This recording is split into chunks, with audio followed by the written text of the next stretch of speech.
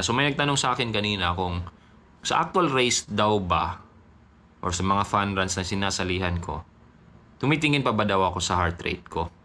Kasi alam niya or siguro nakita niya na more on zone 2 yung mga trainings ko. Dati at hanggang ngayon meron pa naman or marami pa rin, majority na training is zone 2 pa rin, by heart rate pa rin or heart rate training pa rin.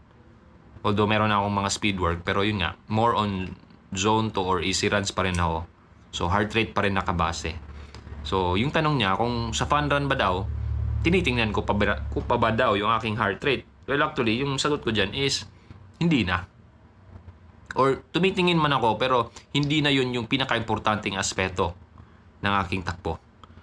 Yung pinaka tinitingnan ko is yung feeling ko, yung pakiramdam ko, kung kaya ko bang i-sustain yung pacing ko sa distansya na tinatakbo ko. Kung baga tatakbo ako ng 21 kilometers or merong fun run na 10K, 12K, 6K.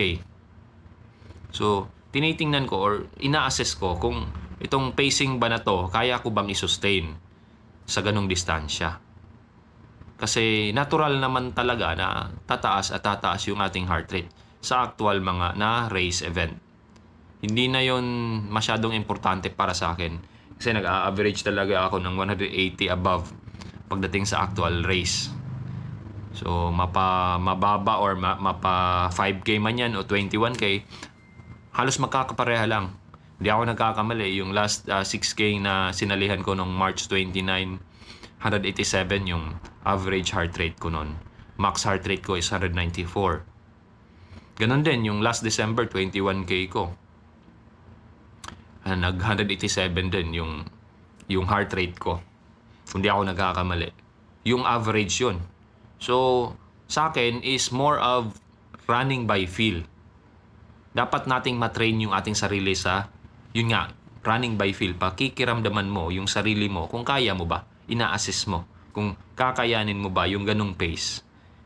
Kasi, kung pipilitin mo na talagang tumakbo ng mabilis, baka hindi ka aabot. Or kung aabot ka man, pero yung pacing mo, hindi mo na masusustain. So, running by feel.